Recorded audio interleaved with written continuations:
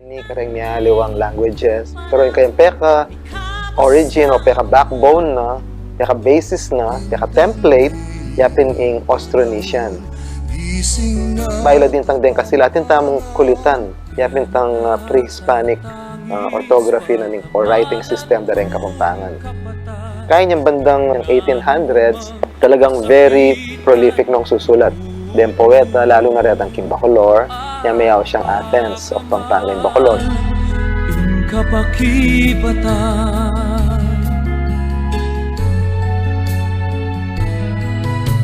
Sinlag neing ngaldo, alanang dalumbong, ing suluning puso, lilinis king dusat su. Ini personal advocacy kaya pong advocacy na yung Center for Kapampangan Studies. Yung buri ko sabihan ka rin kalupatang Kapampangan. Sana ma-in love tam, ma-fall in love tam mo.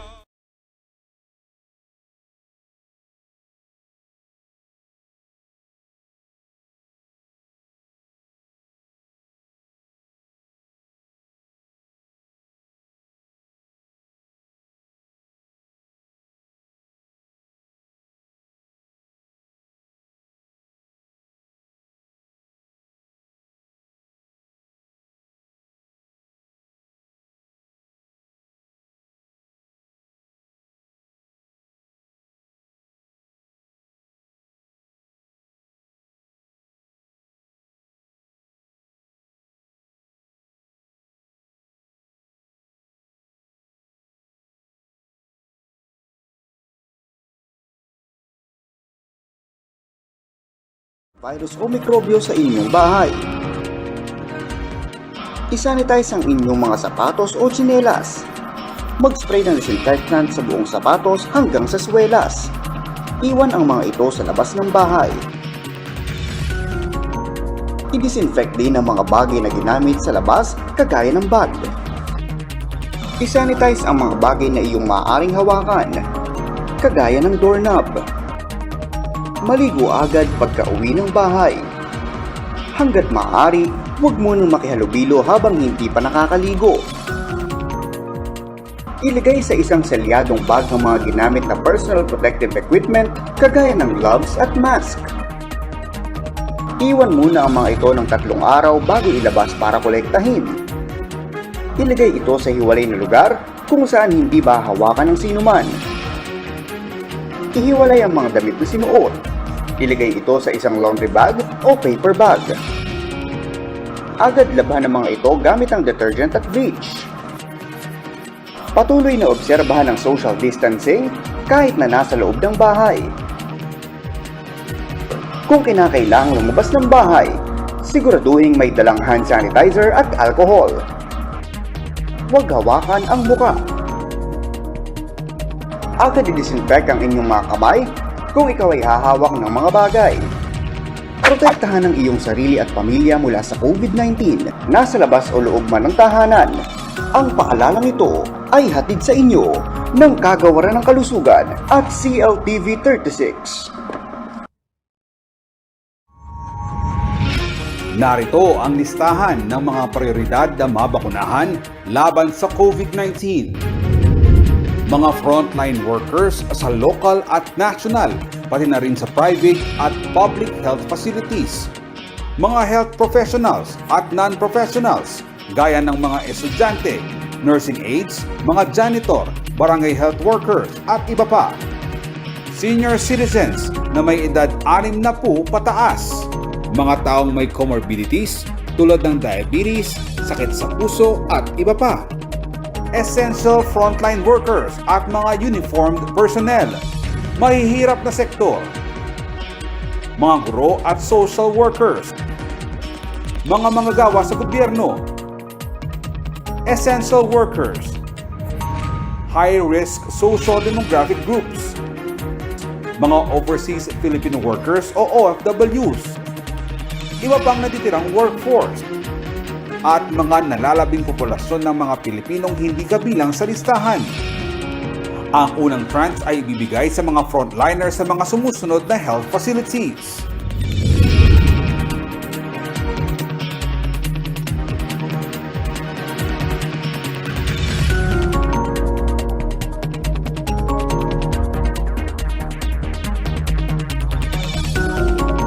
Dahil sa limitadong supply ng bakuna laban sa COVID-19, kailangang maging madiskarte sa pamamahagi nito.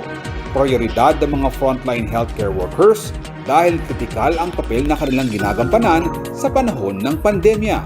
Ang pagbibigay sa kanila ng bakuna ay mahalaga upang matiyak ang kanilang proteksyon sa trabaho. Ang kanilang kalusugan ay nananatiling isang pambansang prioridad.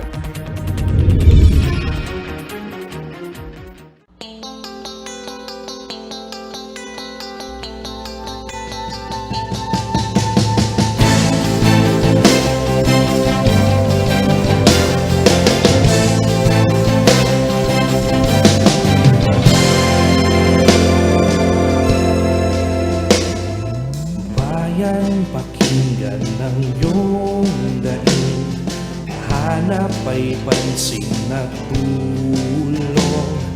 Bawat panig ay humihiling, inigalinga at pagpapon. Ating bigsin ang sarili, tumayo at sabihin hindi napapayag sa mali at sa diwali. Kikilos at ipapahayag, tayo ang gabay, magmamasid, magbabantay. Tumugon sa tawag ng panahon, nito'y sa atin karehiyon. Umukit ka ng bagong tadhana, yakapin ang pagkakataon. Ating itinig ang sarili, magsuri, mag-aral at makialam. Balitaan na kababayan ang maaaring makakuha ng bagong kamalayan. Bayan, nito na ang panahon, ikaw ang sandata ng pagbangon. Di babalik at ipapahayag, ng bayan sa iyo'y tumatawag. Tayo ang gabay, magmamasid, magbabantay. Tumugon sa tawag ng panahon, nito'y sa ating karehiyon. Lumukit ka ng bagong tadhana, yakapin ang pagkakataon.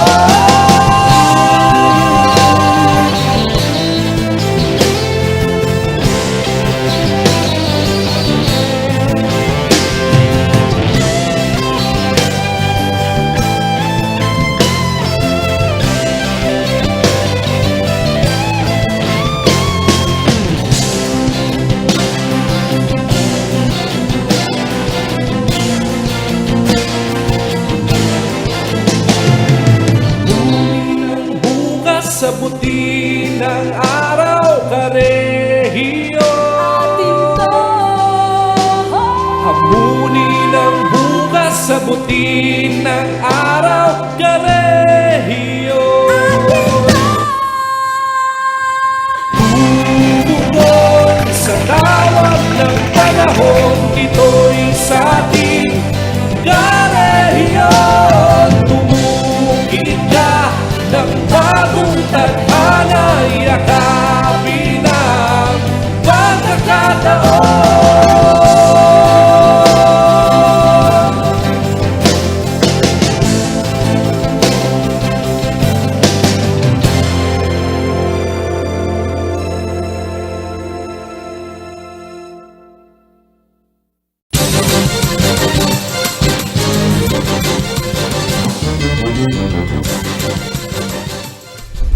Narito na ang mga malalaking balitang Central Luzon ngayong araw. Mga senior citizen na babakunahan kontra COVID-19 kailangang dumaan sa masusing pagsusuri ayon sa eksperto. Magalang Mayor Romy Pecson nagpositibo sa COVID-19. At buhangin at ilang panambak mula sa Pilipinas, hinihinalang ginagamit ng China sa ilang proyekto sa West Philippine Sea.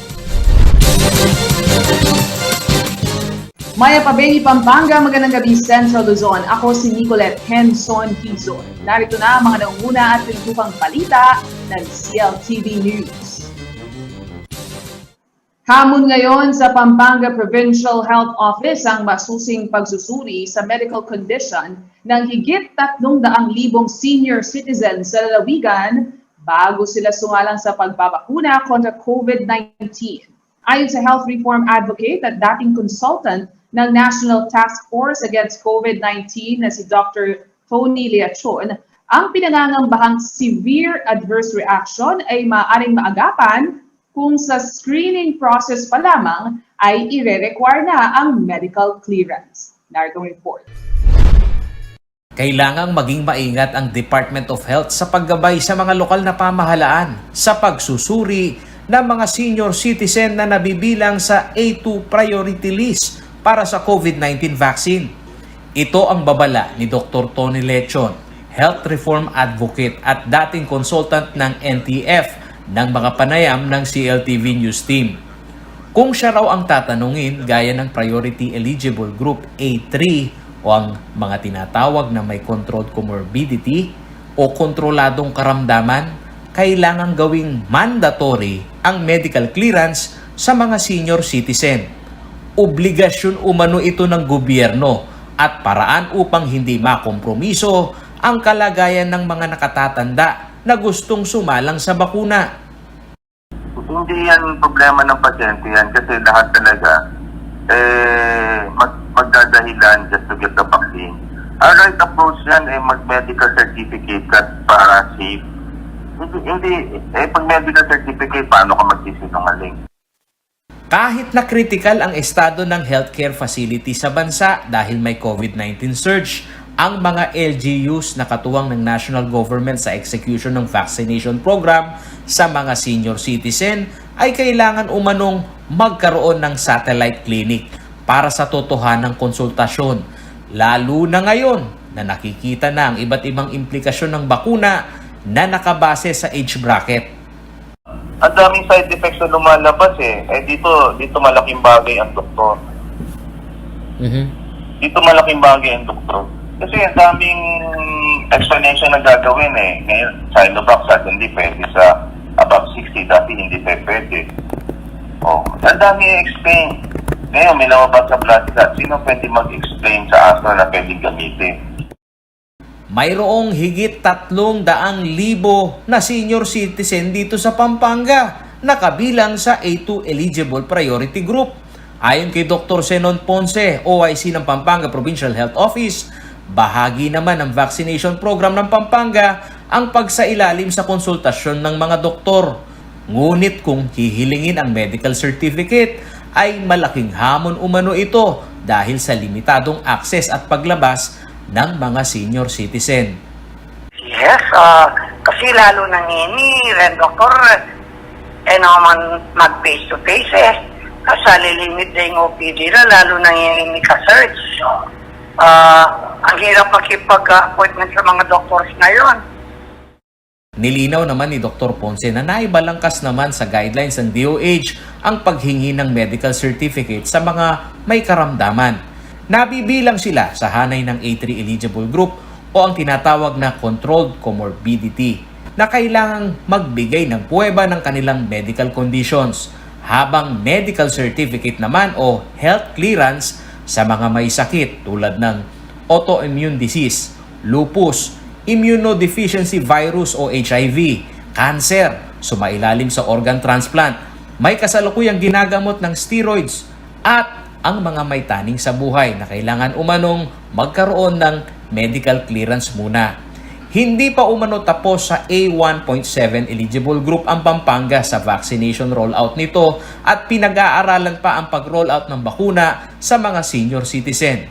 Tumatalima naman anya sila sa guidelines ng DOH, lalo na ngayong may mga bagong advisory. Kasi kaya ngayon actually nga, sarap ang senior citizen niya. Kapat din, yung sa baka ng circular back game DOH na pwede ang ka rin senior citizen pa. Ayon kay Dr. Ponce, may natitira pang 189 vials o katumbas ng 1,890 doses ng AstraZeneca sa cold storage ng probinsya.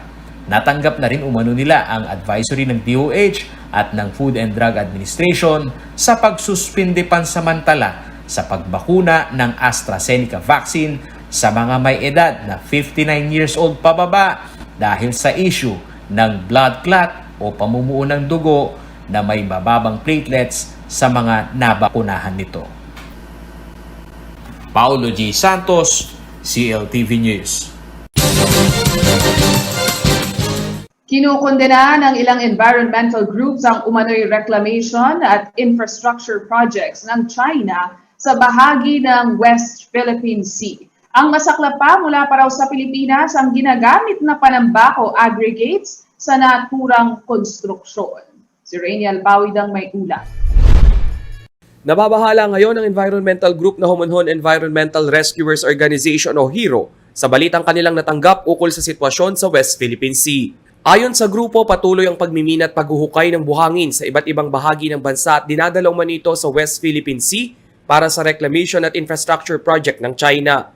Bukod sa nakasasama ito sa estado ng kalikasan, binigyang diin din ng environmental group ang dagok nito sa negosyo ng mga local sand and gravel contractors. Sinusuportahan umano ng grupo ang inisyatiba ni Senator Risa Hontiveros na magsagawa ng investigasyon kaugnay ng naturang insidente. Kung may dapat umanong paghigpitan sa regulasyon ng large quarry operations, ito dapat ang mga kumpanya na nagbabiyahe ng tonne-toneladang earth materials ng Pilipinas sa iba't ibang bansa. Sa kabilang banda, iginiit ng grupo na ang pinagagawang West Philippine Sea ay pagmamay-ari ng Pilipinas. Ito'y base na rin sa 2016 ruling ng Permanent Court of Arbitration. Base sa desisyon, ang Pilipinas ang may eksklusibong karapatan sa lugar kasabay ang pagbaliwala sa 9-dash line claim ng China. Matatanda ang panahon ng kampanya noong 2016 presidential election. Sinabi ni Nooy Davao City Mayor at ngayon Presidente Duterte na magtutungo siya sa West Philippine Sea gamit ang jet ski para itayo ang watawat ng bansa. Makalipas ang ilang taon, hamon ng kanyang mga kritiko, pa rin daw ang mga pangako at hindi sana mauwi ang mga ito sa wala para maipaglaban ang ating soberanya. Rainiel Pawid, CLTV News. Sa pagbabalik ng CLTV News, ilang manggagawang apektado ng ECQ sa Bulacan, hirap sa pagkuha ng ayuda. At 2.9 billion pesos cash subsidy na ibaba na sa mga LGU na apektado ng ECQ. Manatiling nakatutok para sa iba pang mga nangunang balita.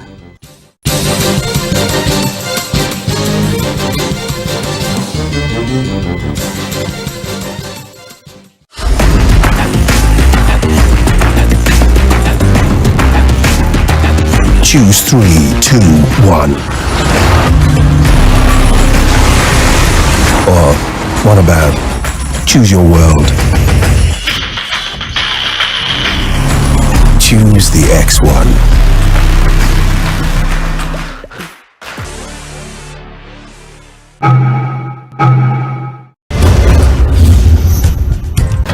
Ang wasto at regular na paghuhugas ng kamay ay ang pinakamabisang paraan para makaiwas sa COVID-19.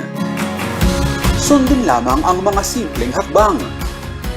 Hugasan ang inyong mga kamay gamit ang sabon at tubig. Kuskusin mabuti ang inyong mga kamay. Magsimula sa palad hanggang sa pagitan ng mga daliri at likod ng kamay. Gawin ito sa loob ng 20 segundo.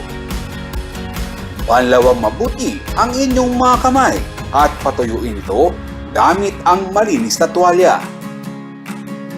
Laging tandaan, ang tubig ay sandata laban sa COVID-19. Ugaliing maghugas ng kamay sa wastong pamamaraan. Ang paalalang ito ay hatid sa inyo ng Prime Water.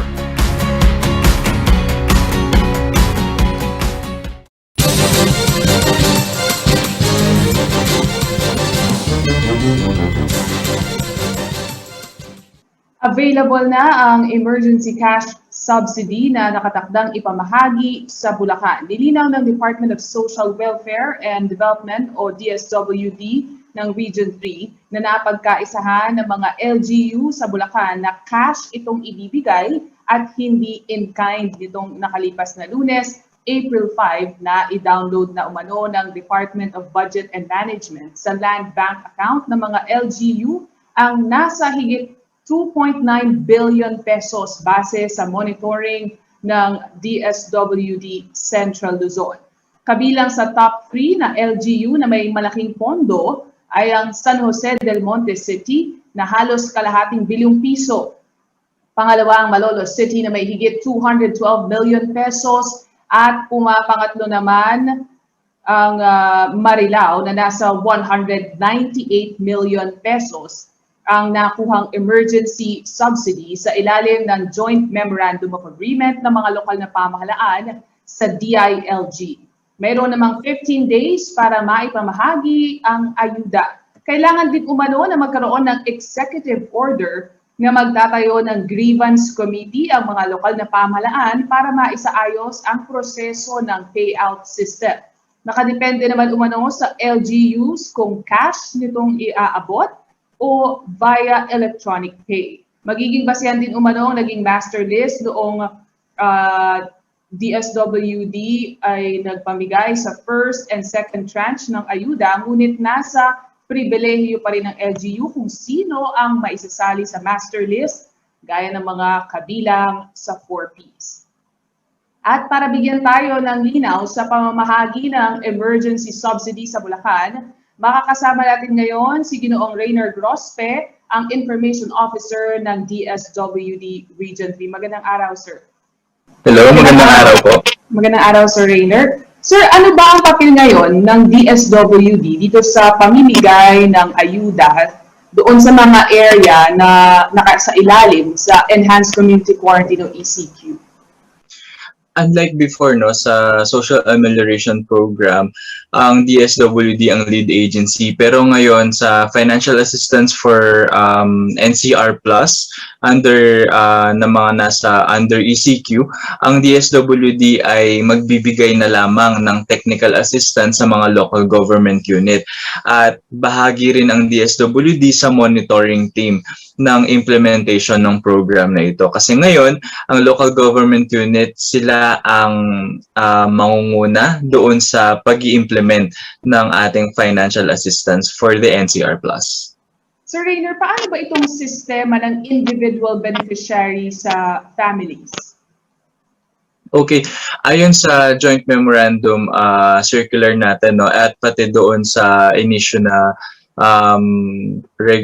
regulatory guidelines ng DBM, ang makaka-receive yung affected individual and families ng 1,000 pesos per individual but not more than 4,000 pesos per family. So ibig sabihin, kung tatlo kayo doon sa family pero para-pareho kayong affected doon, no, meron kayong eligible kayo to receive 3,000 pesos. Pero kapag halimbawa naman sa isang pamilya na nandoon sa priority list natin ay merong 6 members, no, ang mangyayari dito, maximum of 4,000 pesos lamang ang kanilang matatanggap. Ito naman, Sir Rainer, bilang technical support nga, no, ano yung kailangan bang ipasa ng mga LGU bago itong payout? Ayan, bago mag-conduct ng payout, ang mga local government unit natin ay kailangang magpasa ng executive order nila, no, na nagsasaad kung ano yung unit of assistance nila, kung in cash ba ito or in kind. No, that's number 1.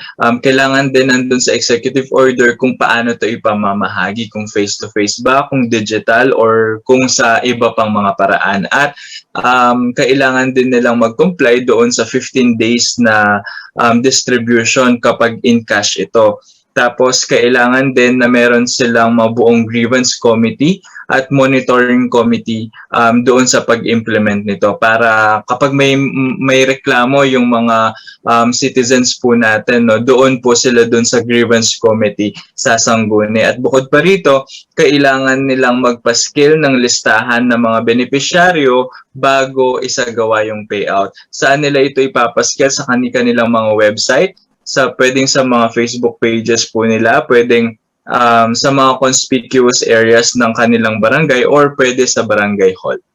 Okay, so yan po, Sir Rainer, itong mga transparency measures po. Kung sakali naman po hindi lahat ma-distribute sa loob ng 15 days, ano naman po yung kailangang hakbang na gawin ng LGU?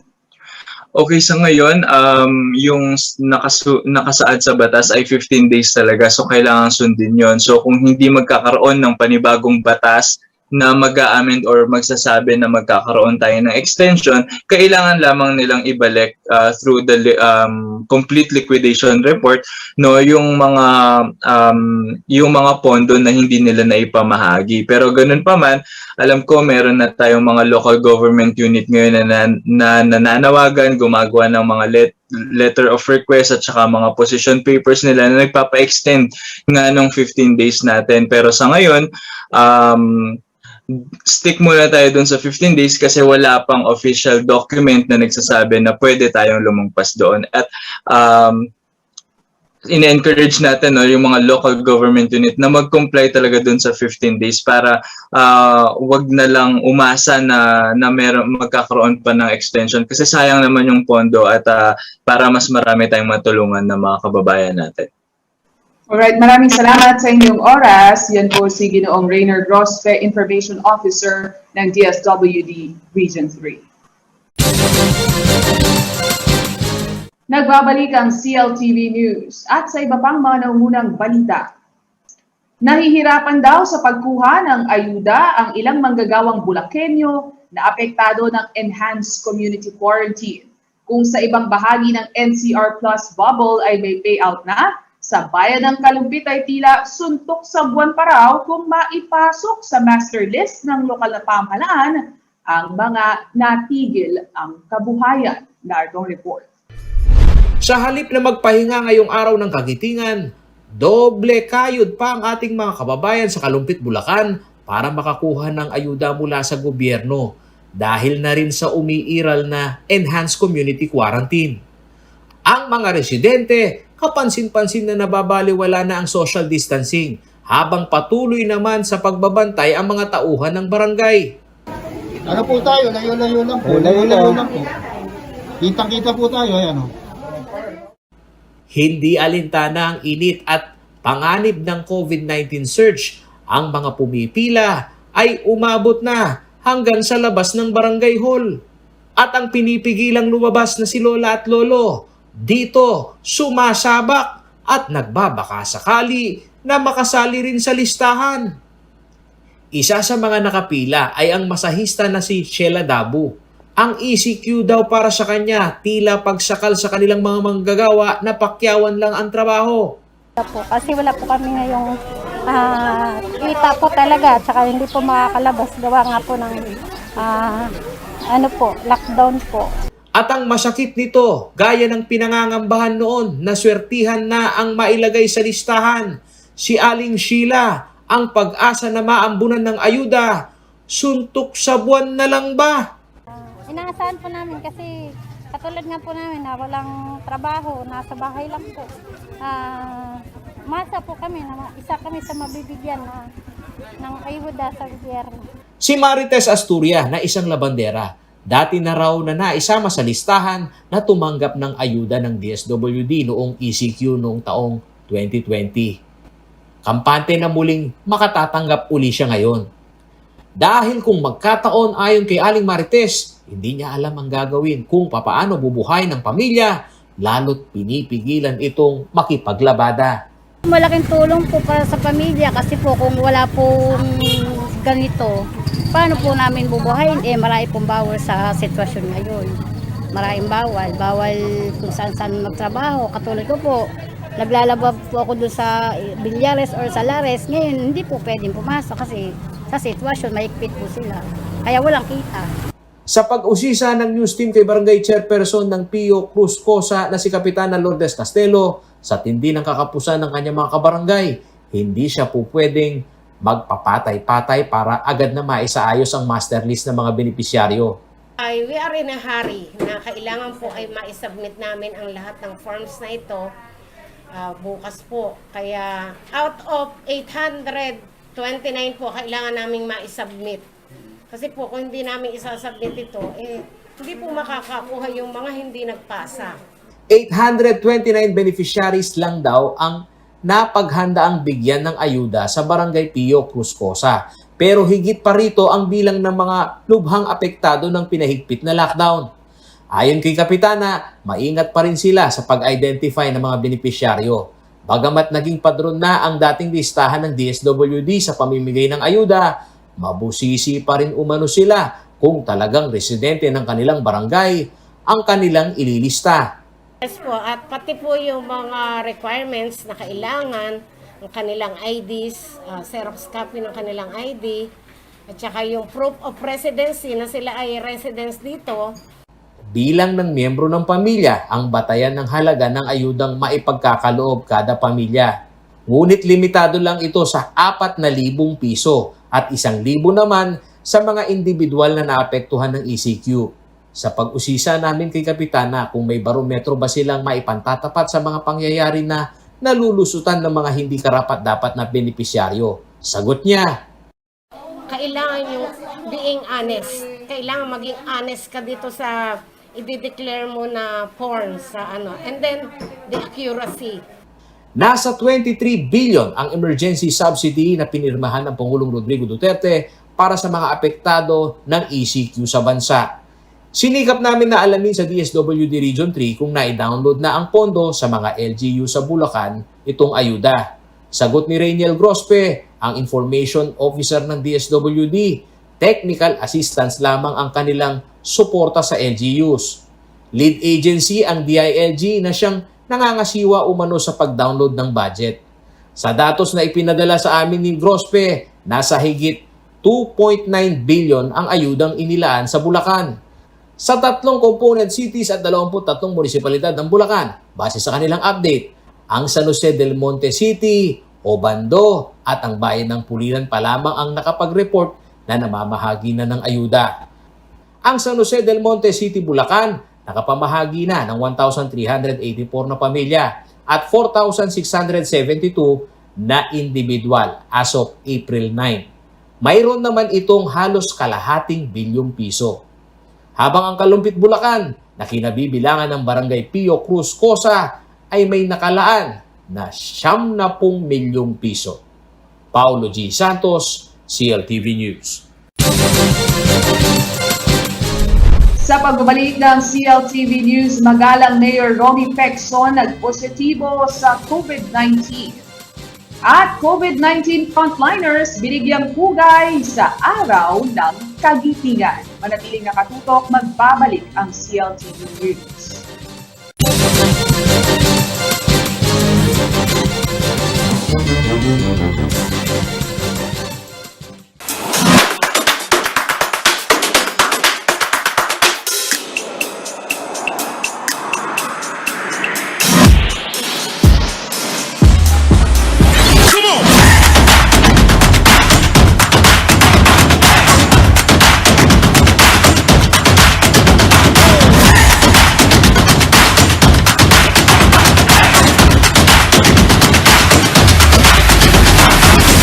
Take that journey now with a Changhe Journey MPV M60. Changhe. Change your drive. Nais namin ipaalala na ang pagtatayo ng bahay sa ilalim o malapit sa linya ng kuryente ay labis na mapanganib. Kapag aksidenteng maputol ang kable ng kuryente, maaari itong makasunog ng mga kabahayan at makamatay. Dahil dikit-dikit ang mga bahay, mabilis nakakalat ang apoy. At kapag tumama ang matinding kalamidad, maaaring matumba ang tore ng kuryente at direktang gumuho ang tore sa bahay ninyo. Ang paalalang ito ay mula po sa NGCP. Ang programang ito ay hatid sa inyo ng National Grid Corporation of the Philippines.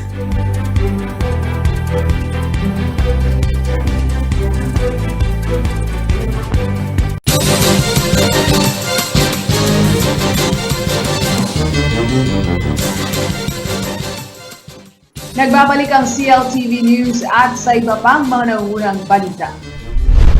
Nagpositibo sa COVID-19 si Magalang Mayor Romy Pecson. Ito ay matapos ma-expose sa isang COVID-19 positive patient ang 69-year-old na alkalde. Natukoy na rin ang kanyang mga close contacts at nagsagawa na ng municipal-wide disinfection sa Magalang. Si Rainiel Pawid ang may ulat. Sa official Facebook page ng Magalang Pampanga LGU, kinumpirma ni Mayor Romy Pecson na tinamaan din siya ng novel coronavirus. April 8 nang lumabas ang kanyang RT-PCR test result at positibo nga siya sa COVID-19. Ayon sa pahayag ng 69 anyos na alkalde, nagkaroon siya ng exposure sa isang COVID-positive patient. Paglilinaw pa niya, March 29 nang huli siyang magtungo sa munisipyo. Gayunpaman, agara namang iniutos ang municipal-wide disinfection. Inunang madisinfect ang mga pampublikong lugar tulad ng palengke at munisipyo. Hindi naman na idinetalya ni Pecson kung siya'y nasa isang medical facility o naka-home isolation. Mabuti naman umano ang kanyang kalusugan at natukoy na rin ang kanyang mga close contact na kasalukuyang naka 14-day isolation. Si Pecson ang pinakabagong kaso ng COVID-19 sa hanay ng mga alkalde ng Pampanga. March 29 nang i-anunsyo ni Mabalacat City Mayor Chris Garbo ang kanyang kondisyon. Kasalukuyan pa rin nagpapagaling sa isang isolation facility si Garbo. April 6 nang maglabas din ng video statement si Arayat Mayor Bon Alejandrino na siya'y may COVID-19. Patuloy ring bumubuti ang lagay ng alkalde na minomonitor sa isang medical facility. Samantala, nagsimula naman ng mamahagi ng food pack sa mga residente ng Magalang upang maiwasan na ang paglabas ng tahanan habang umiiral ang household lockdown sa Pampanga. Kapansin-pansin din kasi ang paglobo ng COVID-19 cases sa naturang bayan sa nakalipas na linggo. As of April 8, umakyat na sa 312 ang kumpirmadong kaso at 75 sa bilang ay aktibo. Rainiel Pawid, CLTV News. Pinailawan ang dambana ng Kagitingan sa bayan ng Pilar, Bataan sa 79th year ng Araw ng Kagitingan o Day of Valor. Ito ay pagbibigay pugay sa mga sundalong Pilipino at Amerikano na lumaban noong World War II at maging sa mga modern-day hero na nakikipaglaban naman sa COVID-19 pandemic. Si Rainiel Pawid ang may detalye. Sa paggunita ng ika-79 na taon ng Araw ng Kagitingan, hindi lamang kadakilaan ng mga veteranong sundalong Pilipino na nakipaglaban noong World War II ang kinilala. Ngayong panahon ng pandemya, panibagong gera na naman umano ang kinaharap ng mga Pilipino. Kaya naman ang mga COVID-19 frontliner ang siya namang binigyang pagkilala ng gobyerno. Hindi po matatawaran ang tulong at kooperasyong ibinigay ng iba't ibang individual at sektor. Higit sa lahat, saludo ako sa lahat ng ating mga frontline workers na walang humpay na naglilingkod at nagbubuwis ng buhay. Sa kabilang banda, nag-organisa ang Tourism Infrastructure and Enterprise Zone Authority at Province of Bataan ng Salute of Light sa Mount Samat National Shrine sa bayan ng Pilar. Dito ay pinailawan ng dambana ng Kagitingan bilang pag-alala sa 78,000 na Pilipino at Amerikanong sundalo na lumaban sa mga Hapon noong ikalawang digmaang pandaigdig. Pagpupugay rin ito sa mga COVID-19 frontliner na binawian ng buhay habang ginagampanan ng kanilang serbisyo at maging ang mga kasalukuyang doble kayod sa pagsugpo ng nakamamatay na coronavirus. I was the first one in the hospital to have COVID in April. Hindi lang yung dapat yung takot mo sa sarili mo ang dapat mong intindihin, kundi yung takot na dadalhin mo yung virus sa family. Siyempre, maintindihan mo naman lahat ng tao, takot. Lahat ng staff, halos yung iba umiiyak. Finally, nabalitaan nga namin na may dinedevelop na silang vaccine. Lahat kami ang sinasabi, sana nandito na. We all decided na talagang kailangan na namin. Ano? Alam mo yung feeling na ang tagal-tagal mo na sa dilim, tapos biglang may makikita kang liwanag. Ito na pala yung pagkakataon na magkaroon tayo ng step na matapos na ang pandemic na ito.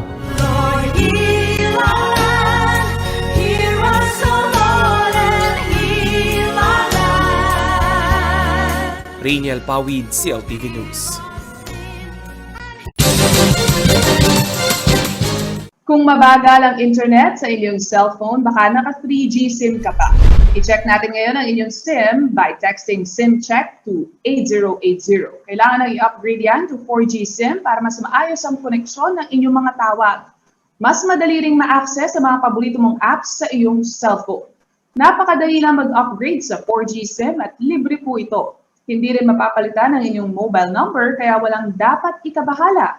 Ang maganda pa nito, pwedeng magpa-upgrade ng SIM sa mga Globe booth na matatagpuan sa Baler, Dipakulaw, Maria Aurora at San Luis. Sa mga nauna nagpunta sa mga Globe booth nito mga nakarang araw, maaari kayong bumalik hanggang April 10 para ma-upgrade successfully ang inyong 3G SIM to 4G.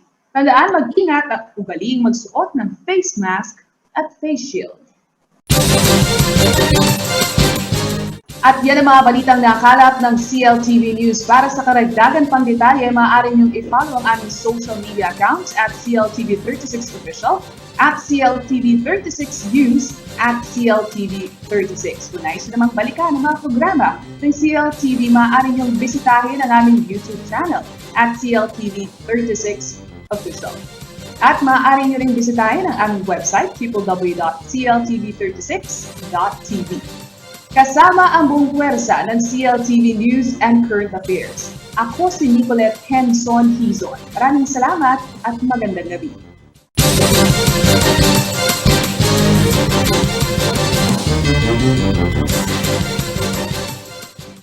Ang programang ito ay hatid sa inyo na National Grid Corporation of the Philippines.